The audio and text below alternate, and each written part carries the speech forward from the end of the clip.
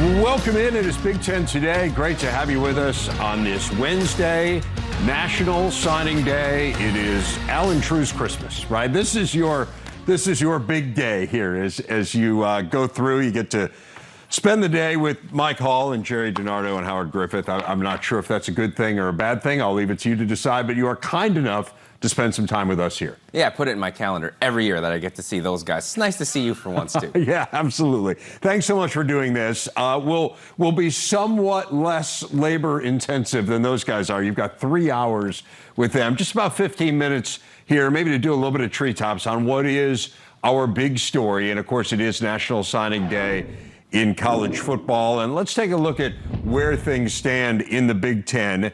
It is a little bit fluid on this day. There's been some movement, but Ohio State's still the top class in the league with 2 5-stars. As you can see, Penn State just behind them.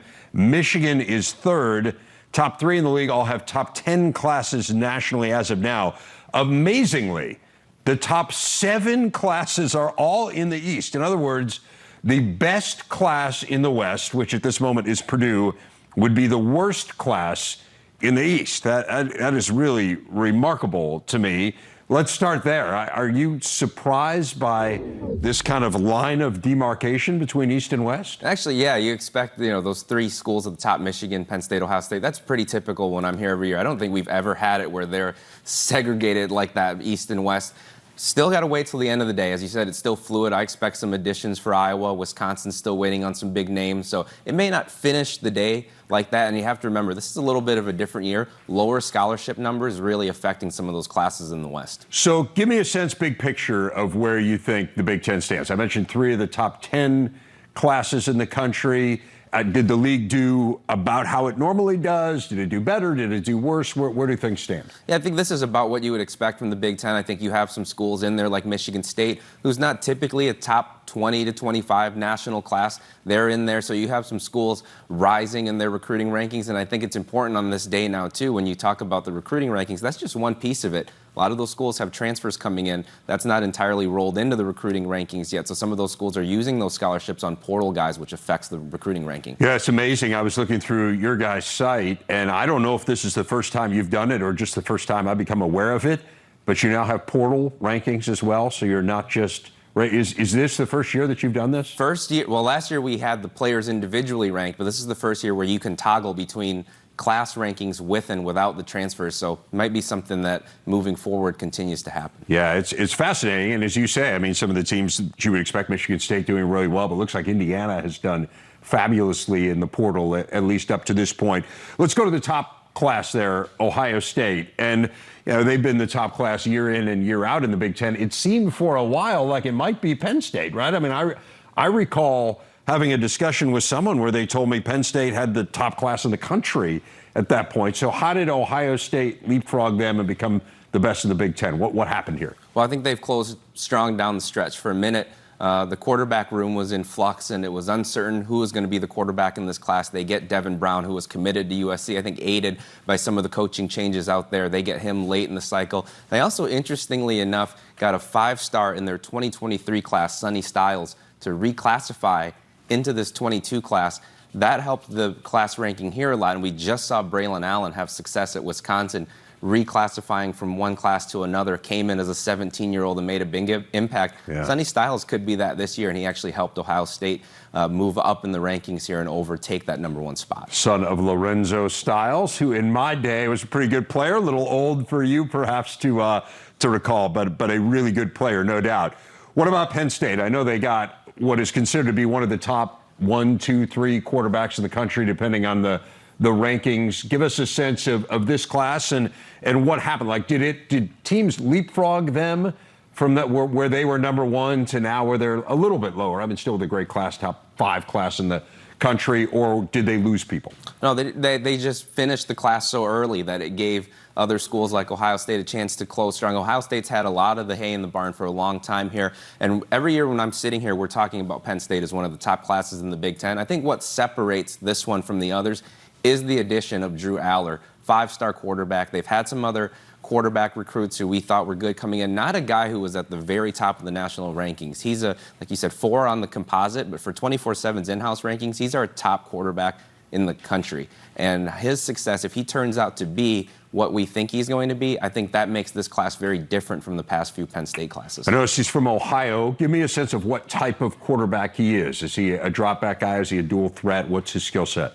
Well, the interesting thing about him is he looks like a drop back guy. He's almost 6'5", 230 pounds. He looks like this big classic quarterback prospect. But what really separated him is his ability to extend plays at that size. He gets a lot of Josh Allen comparisons because he can move around and throw from different arm angles at that size. So he's a unique blend of looking like a classic drop back guy, but really playing like a more off-platform modern quarterback. The team that made the most waves in the Big Ten this year, obviously, was Michigan on the field, headed to the college football playoff, and have had this incredible revival. Michigan has always recruited well. How does their recruiting this year compare to what we have seen in recent years under Jim Harbaugh? You know, I think this class is similar to where the other ones are. I think the boost today may push them into the top 10, which is a little bit higher than what they finished in some other years. That season has allowed them to close this strong. You see today already flipping a couple of guys who were committed to other schools. That may not happen without the way they finish the season. I think it's going to give them more momentum going into next year. I think you'll see a really good 2023 class out of them, but for now it's going to allow them to close strong here, and they've got some unfinished business still in the February signing day. It does seem like, just from kind of floating around the internet, on Twitter in particular, that Michigan still has kind of some potential guys out there, right, that could elevate this class. Are they the school that's waiting on the most guys, or is it just somehow the algorithms in my Twitter feed make it seem that way? Oh, they're waiting on one of the biggest, which is Josh Connerly, 5-star offensive tackle from out in Washington. I think of all the teams who are waiting on a guy, he's the one who could most affect the rankings because of where he's at. Okay, you mentioned the repercussions going forward of a good year and the benefit of a good year. What is the typical lag time between having a really good season like Michigan did this year and seeing it show up in recruiting? And again, it's hard to gauge, I know, because Michigan recruits well anyway, but is it a year? Is it 2 years? I mean, it seems like there's so much work being done on prospects so early. I think you've already seen it in some ways. Heading into the Thanksgiving weekend, that Ohio State game weekend, they had no commitments in the 2023 class, the following class. Turn around right now, they have 4 that all came just in the weeks since that game. A number of prospects in the 22 and 23 class who were at that game either flipped their commitments to Michigan or are now highly considering Michigan. So I think you're already seeing some of that. I think it's going to pay dividends immediately, especially once they can go back on the road again in the next evaluation period. I think you'll start to see even more movement. So that next grouping then, once you get past the 3 who are in the top 10, starts with Michigan State. And of course, Michigan State had a great year this year. We know they did much of that with the portal. What was the timeline on Michigan State really kind of elevating and recruiting? In other words, were they doing really well in July and August and September, or was this when people started to see how good a year they were having, all of a sudden their class elevated? You know, they had a great season on the field. I don't know how much it really affected this class because a lot of this class was committed even before that. And even when you go back to the end of last year's class, there were already some signs that Mel Tucker and this group are going to be able to recruit really well, because what they did coming in with a new job and having to deal with COVID, not being able to go on the road or host kids, they did a fantastic job closing last year's class. So you had a feeling that they were going to be able to carry that into this year's, maybe not quite as high of a level as they ended up doing it. There were some signs, but I think they've exceeded expectations and done really well, and did so really, like I said, before they had the benefit of this season to recruit with. How about Rutgers? I'm interested to see how well they have done. And it's interesting because that was the narrative around Greg Schiano, right? Was that he was going to do a good job of keeping players in New Jersey. And there is a definite Northeast flavor. I mean, some of these guys are New York, or some are Eastern Pennsylvania, right? So you're kind of in the, you know, near New Jersey, even if they're not strictly New Jersey players. But I noticed he went into Ohio and Indiana and got some players as well. What's the early returns on this class for Greg Schiano? Yeah, I think Rutgers fans were optimistic that he would be able to come in and recruit well. I don't know if they thought he was going to recruit quite this well. And like you said, being able to go outside the footprint a little bit too. I think some of his connections from being at other schools, from being in the NFL, there's a lot of the kids respond very positively to that. But I think it still starts at home when you look at the guys from Jersey who have gone elsewhere over the years, the Saquon Barkleys and the Jonathan Taylors of the world. They're now starting to keep some of that homegrown talent out there in Piscataway, and I think that that's really still the foundation of the class. One that strikes me as really interesting is Indiana, because I remember reading over the summer how well they were doing. They had so much momentum coming off of last year. And then, honestly, this year couldn't have gone worse. I mean, did not win a Big Ten game.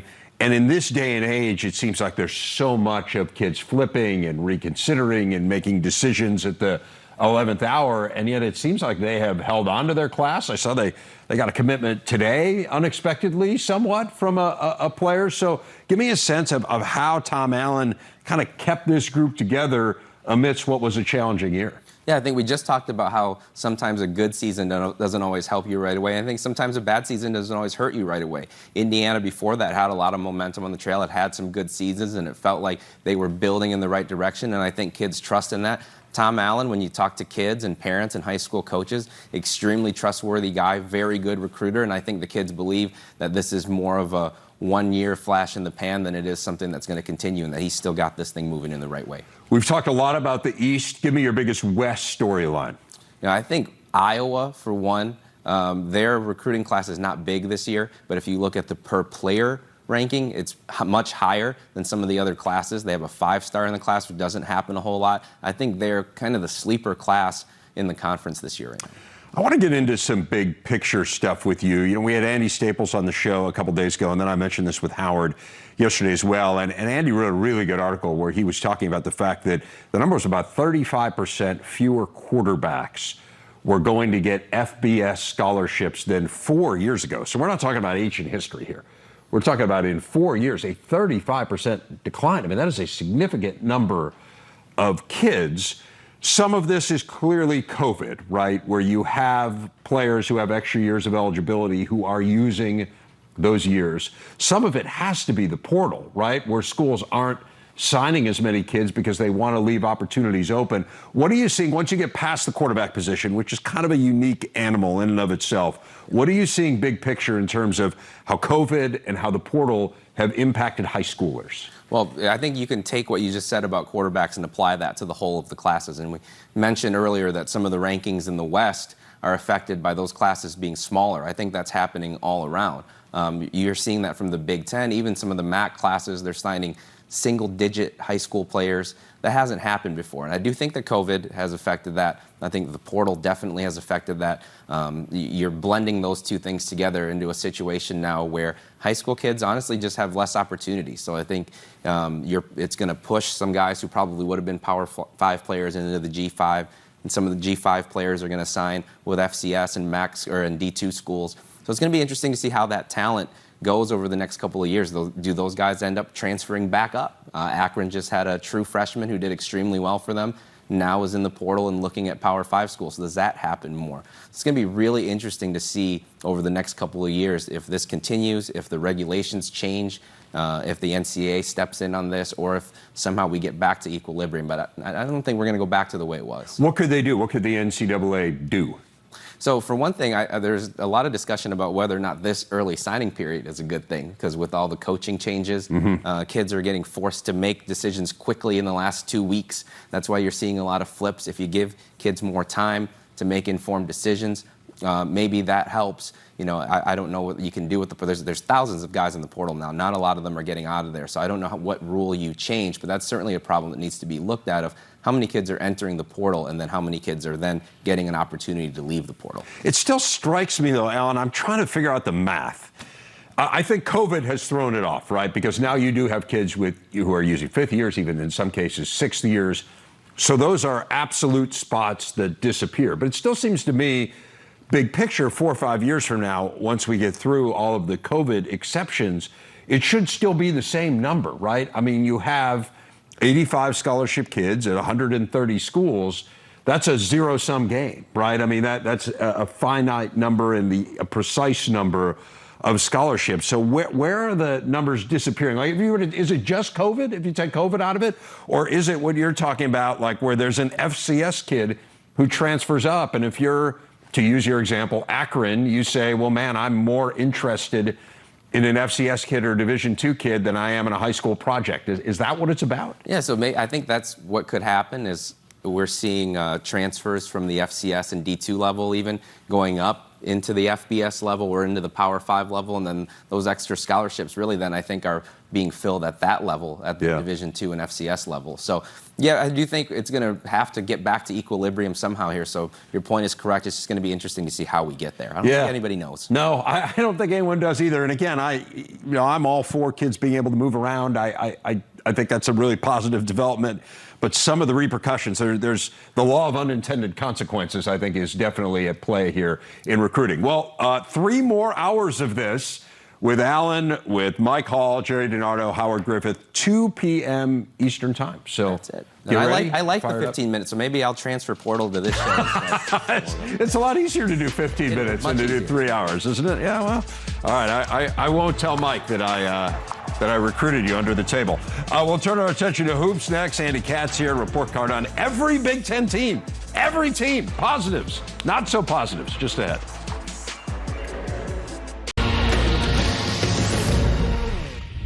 Let's get into some hoops. Look at the standings. Everyone in the Big Ten has played either 9, 10, or 11 games.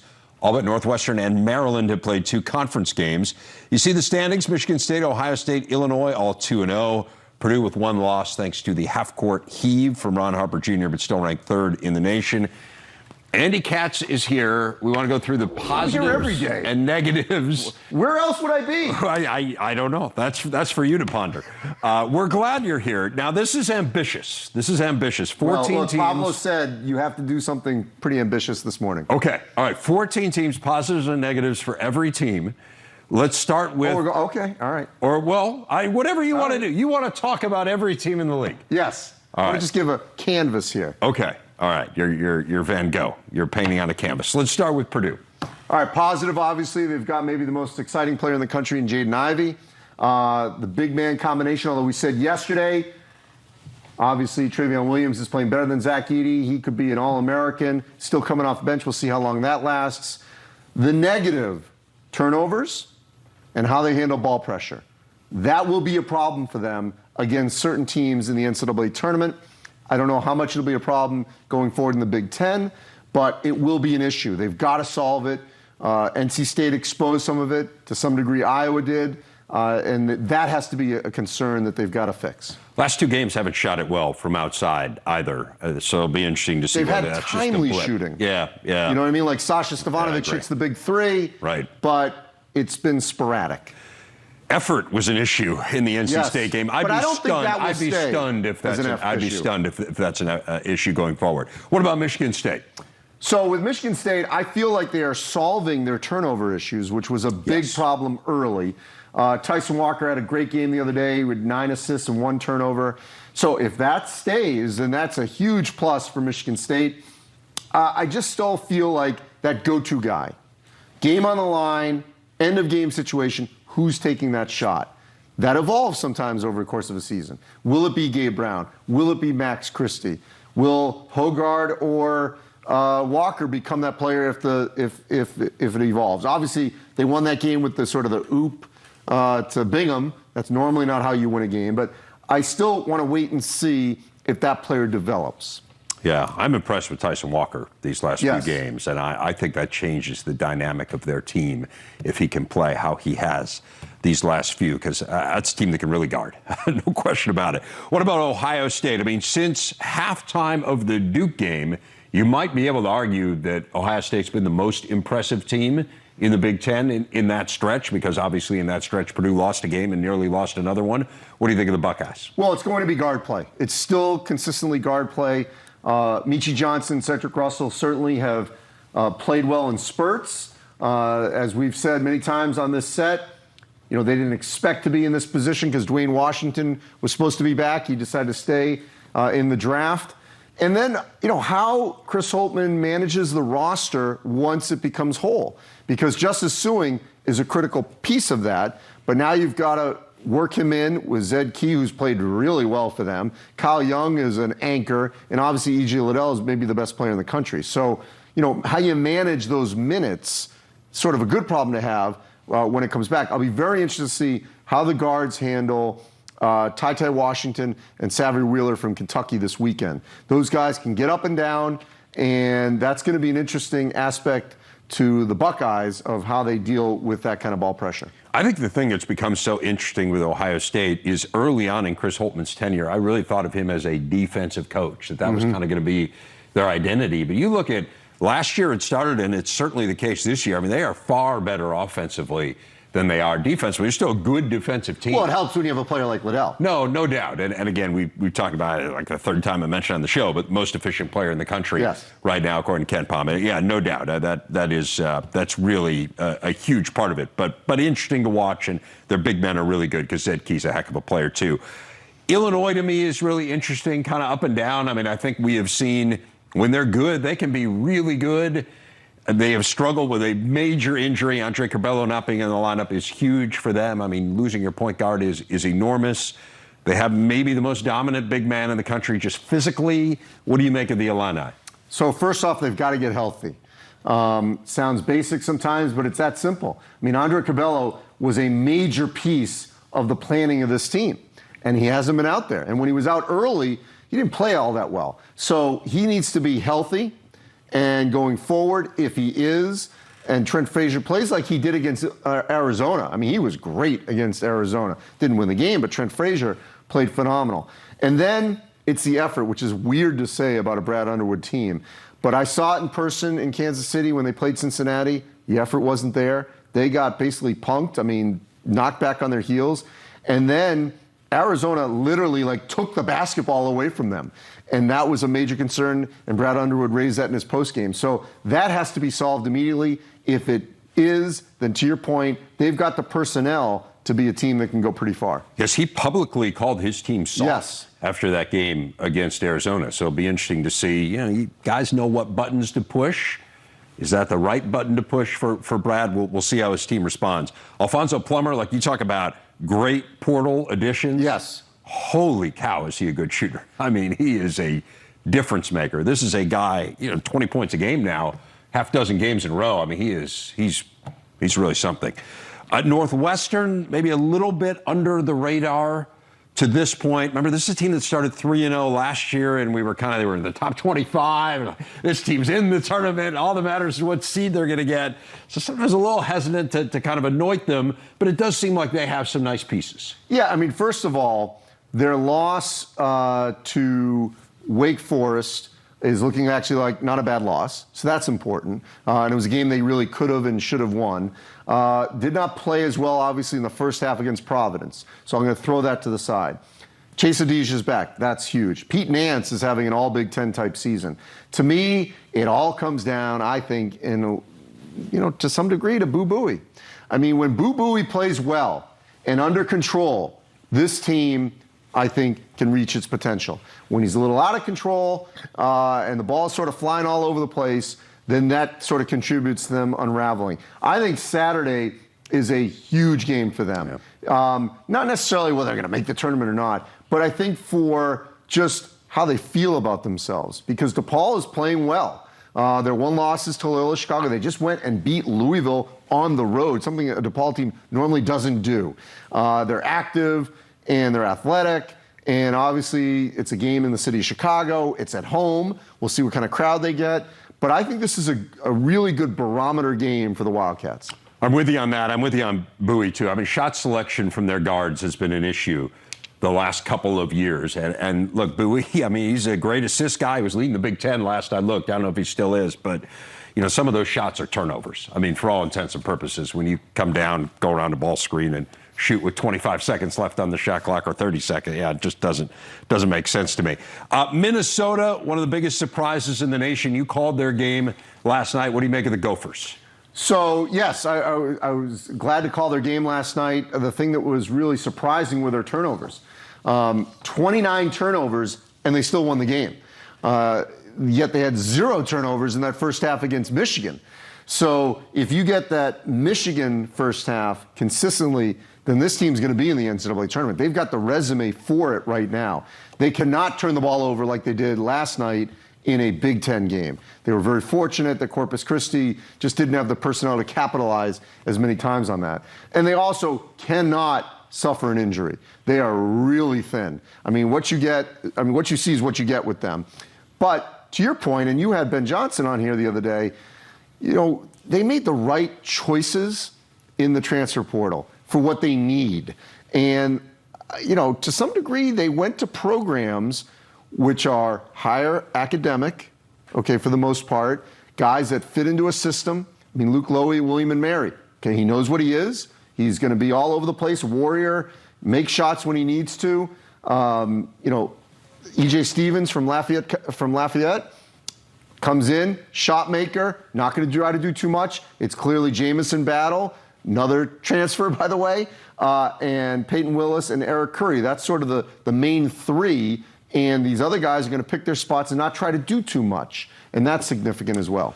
Yeah, no one gets less off their bench, literally, in America than Minnesota does in terms of There are players who sit time on the bench. Yes. They just don't step exactly. up onto the floor. Rutgers 5-5, and yet they have one of the best wins, not just in the Big Ten, but in the country, having beaten Purdue. And so you see there's pretty high ceiling with this team. Geo Baker's injury clearly has been an issue. They just strike me as a team that I don't know if you can depend on them to make shots night in and night out. And that's the problem. I mean, Geo Baker didn't even play in that Purdue game because he had the hamstring injury, and then he was sick for that game. So that was the flu game for him. Did come back against Seton Hall and make some shots. Look, if that shot doesn't go down for Ron Harper, we're having a much different conversation with Rutgers because then they're 4-6 and flailing. That game gave them hope, obviously. It was a hard turnaround that they had to go play a hot Seton Hall a couple days later in a rivalry game on the road. So there is potential. Their effort was great, certainly in both games. If they could just maintain that, they're going to win games.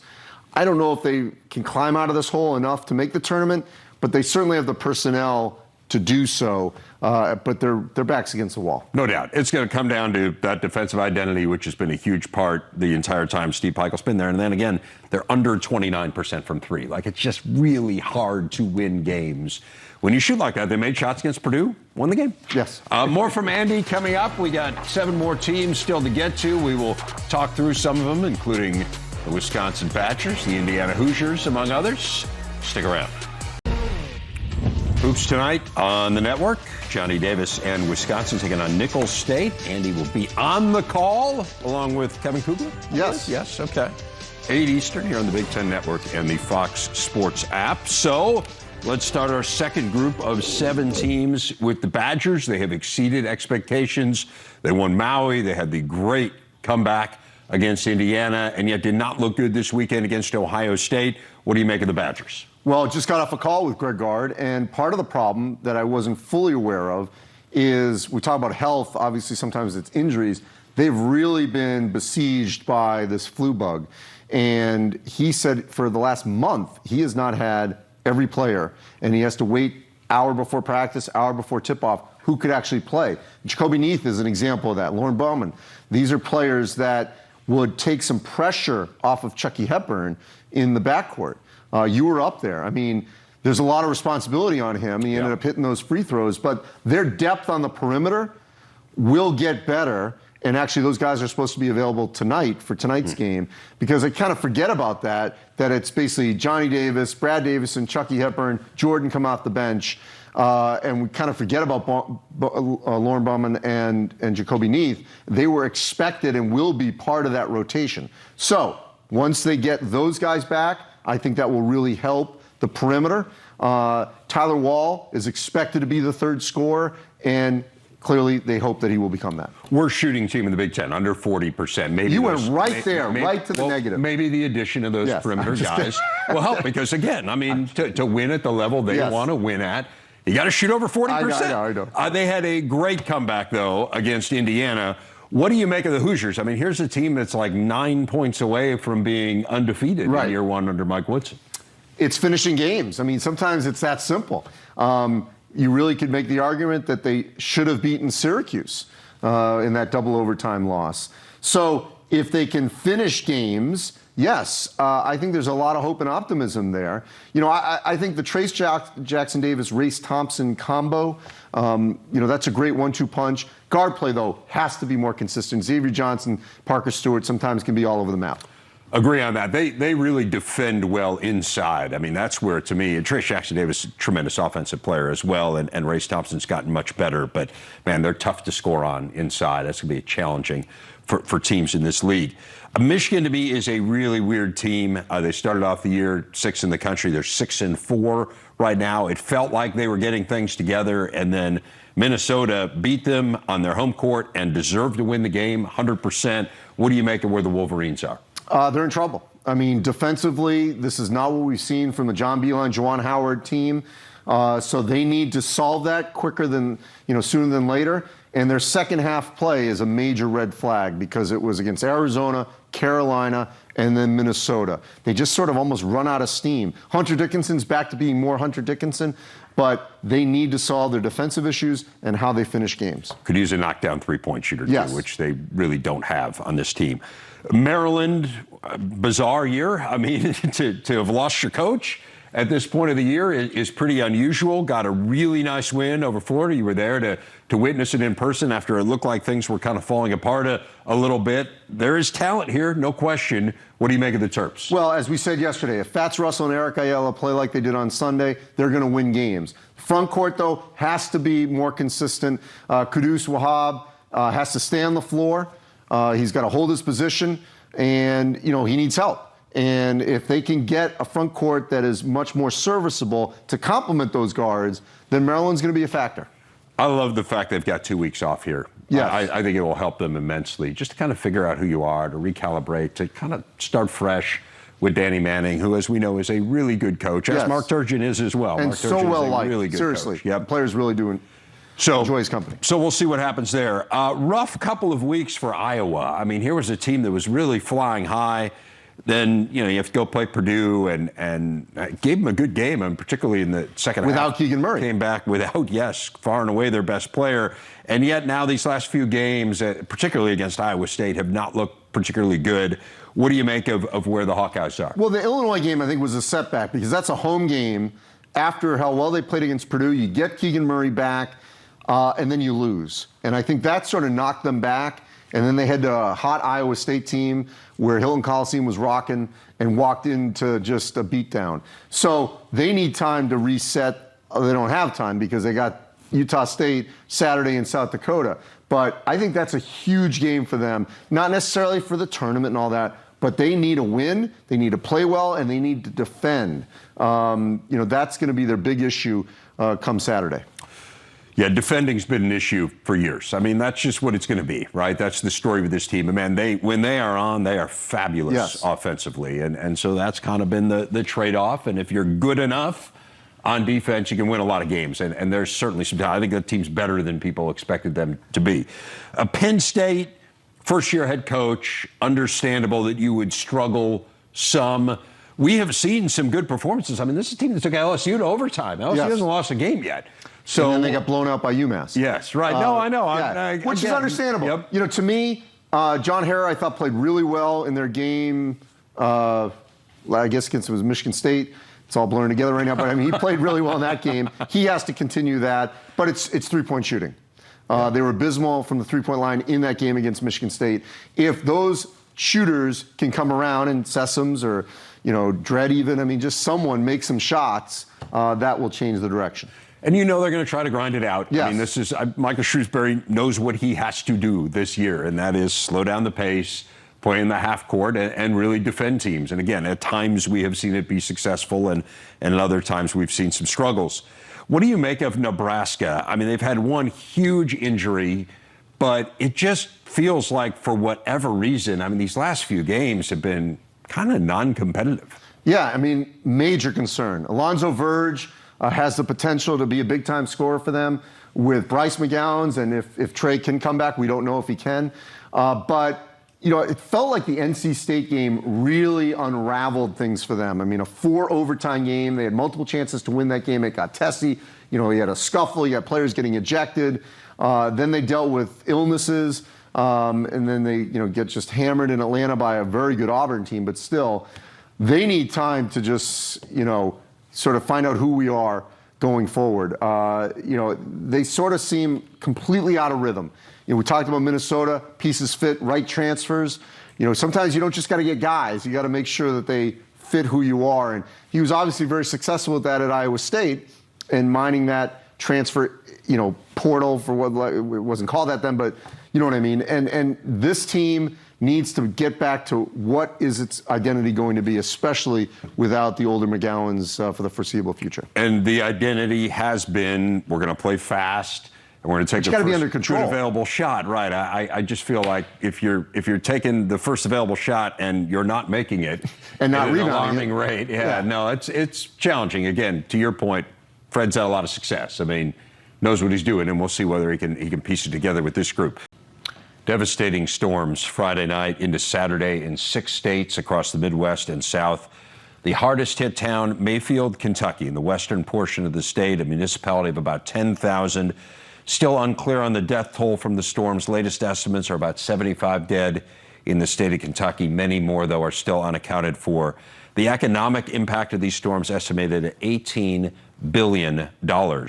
Wisconsin basketball player Chris Vogt is a native of Mayfield. He started a GoFundMe this weekend. He has raised more than $80,000. You see the numbers, 83,000 plus at this point. You can see the address. The easiest way to get to the site is just to Google Chris's name and GoFundMe. You'll find the link very easily that way. Again, Vogt is spelled V-O-G-T. Chris Vogt, kind enough to join us now from Madison. Chris, the pictures of that devastation are just heartbreaking. We've all seen it. I got to believe it's so much more heartbreaking when it's the place that you grew up. So tell us about your hometown. Tell us about growing up in Mayfield, Kentucky. It's heartbreaking is the word I've been using, but growing up there, it's a small town, about 10,000 people. Everybody knows everybody. It just kind of has that great small town feel where you know your neighbors, they know you, everyone you know is just in a small area. You can see them whenever you want. Just to kind of see my hometown now, how it is now, has just been really tough to see. I've been to that area of Kentucky. I actually did a basketball game once at Murray State and drove from Nashville and drove up. I know it's really beautiful with lakes and hills. When you see what it looks like now, I mean, it's flattened. There are parts of the town that are literally flattened. What goes through your mind? Yeah, looking at the pictures and videos of the damage, those are all areas I recognize or can pick out landmarks that I know. And it's just really tough to see. I mean, no one expects something like that to happen to their hometown, especially a small place like Mayfield, just a little like pinpoint on the map. But see like a tornado just hit it dead on, and just the damage that it's caused has been just jaw-dropping. Take us through the last few days for you. How did you first become aware of what had happened in Mayfield? Yeah, so I got a text about midnight that said, it was from a former assistant coach. All it said just, "Are your parents okay?" And I didn't see it at all until I woke up the next morning. And when I woke up and saw that, I was just thinking, like, what does he mean, are my parents okay? Like, I knew they were on their way to the game because we were playing in Columbus, but like, I immediately thought it's like a car wreck, like something happened there through travel. So I immediately start texting them, start looking up what possibly could have happened. And that's when I saw on Twitter what just happened with the tornado. And I saw like the pictures, I saw the videos of downtown, and it was just, I immediately start reaching out to people I know and who were still in Mayfield and seeing if they were okay.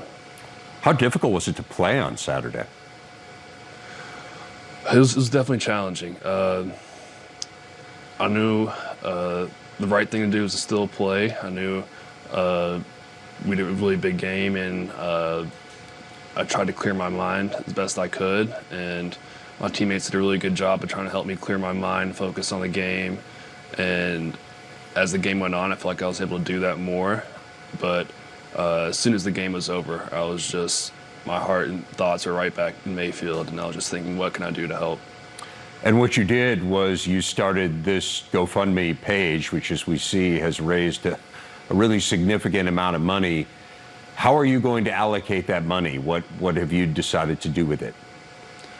Yeah, I've been in contact with a representative from GoFundMe, and she's been really great trying to help me navigate this because I don't have any experience doing anything like this. And right now, I'm looking at donating it to a portion to the Red Cross, portions of it to the Mayfield and Graves County resource offices, which are just kind of helping people who are displaced and putting them in hotels and giving them everyday items. And I'm looking at maybe giving the last portion to just the regular tornado relief fund.